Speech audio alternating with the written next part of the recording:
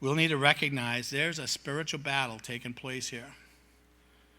See, Satan doesn't care if you come to church with half-hearted spirits, indifferent, just showing up, and you go home during the week and live your life like the world.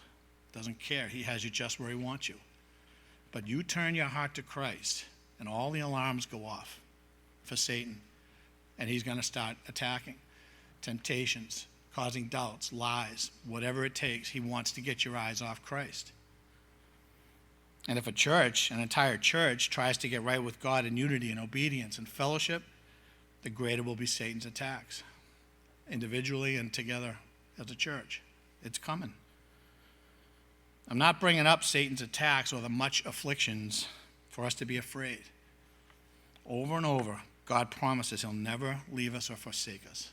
Isaiah 41:10, fear not, I am with you. Be not dismayed, I am your God. I will uphold you with my righteous right hand. I could read off 100 of those kinds of verses. So God's with us, and it's his power anyway. But God never promised there won't be opposition and difficulties.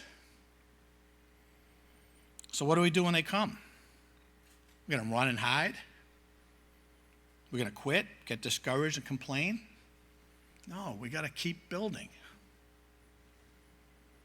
If we're to have God build his church, we need to wake up to the fact there's a spiritual battle that needs to be fought and won. A.W. Tozer says, a nation whose soldiers were as soft and undisciplined as the soldiers of the churches would be conquered by the first enemy that attacked it. Triumphs are not won by men in easy chairs. Success is costly. There is a spiritual battle we're all going to face, and we need to put on the armor of God constantly. At our home group the other night, a brother shared that he tries to put on the armor each morning, but it's difficult because his flesh is so strong. And it is. That's why we need each other, to strengthen each other, to encourage each other, to love one another, to support and fortify each other, to help each other keep our eyes fixed on Christ. If you think you can live the Christian life on your own, you've been deceived with lies straight out of the pit of hell. Alone, you're an easy target, and Satan will pick you off and keep you isolated. We must recognize a spiritual battle means getting out of our paneled homes.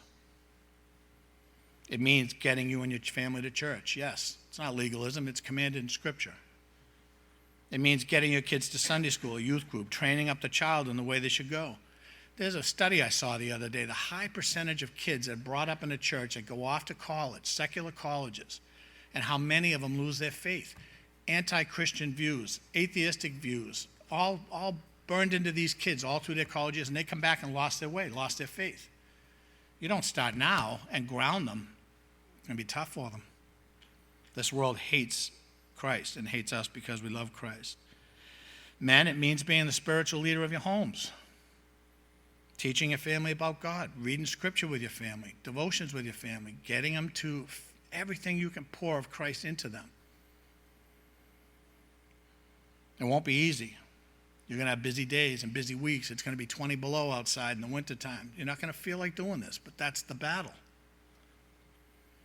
God always blesses and refreshes when we turn to him. TV won't do it. Video games won't do it. We need to point our kids, our family to Christ, men. It's that simple. Parents with kids, you have an extra spiritual battle, especially the very young kids. It's easy to stay home because it's a lot of work to get your kids out of the house. I know. We raise kids. But you need to teach your kids the church life. This is what we do. We get out. I remember Carl Durley, maybe if you don't know him, he was a pastor here a while back. We're talking about this. He goes, plenty of nights I'm here doing stuff. My kids are sleeping on the pews. They'll be okay. But they learn that's the church life.